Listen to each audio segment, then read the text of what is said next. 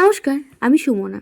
আজ আমি আপনাদের এমন একটা জায়গায় নিয়ে যাব যেখানে গেলে আপনাদের কিছু হোক চাই না হোক মন ভালো হতে বাধ্য। সন্ধ্যাবেলা রেডি হয়ে বেরিয়ে পড়েছিলাম কলকাতার শ্রী স্বামীনারায়ণ মন্দিরের উদ্দেশ্যে। এই মন্দিরটি আমাদের বাড়ি থেকে এতটাই কাছে যে পায়ে হেঁটে 10 মিনিটের মধ্যে চলে যাওয়া যায়। এই মন্দিরটি সকাল 9টা থেকে দুপুর 12টা ও বিকাল 4টে থেকে রাত 8টা অবধি খোলা থাকে। মন্দিরের ভিতরে কিন্তু কোনোভাবেই ক্যামেরা অ্যালাউ নেই, তাই কেউ ফটো বা ভিডিও করতে চাইলে মন্দিরের বাইরে ফটো বা ভিডিও করে নিও। তোমরা যদি কলকাতার আশেপাশে শান্তশিষ্ট পরিবেশে সময় কাটাতে চাও তাহলে কিন্তু অবশ্যই এই মন্দিরে চলে আসো।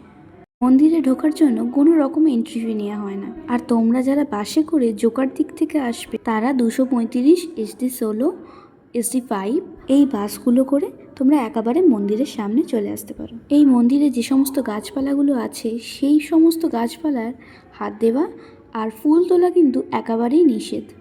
এই ব্যাপারটা একটু খেয়াল রাখতে হবে, না হলে কিন্তু জরিমানাও দিতে হতে পারে। এই মন্দিরে তোমরা নিরামিষ খাবারের ক্যান্টিনও পেয়ে যাবে। সকালে কিন্তু এই মন্দিরের সৌন্দর্য আরও বেড়ে যায়। তাই তোমরা যদি সকালে স্বামীনারায়ণ মন্দির দেখতে চাও তাহলে কিন্তু আমাকে অবশ্যই কমেন্টে পার্ট 2 লিখে দিও। ভিডিওটা ভালো লাগলে শেয়ার করে দেবেন। টাটা। টাটা।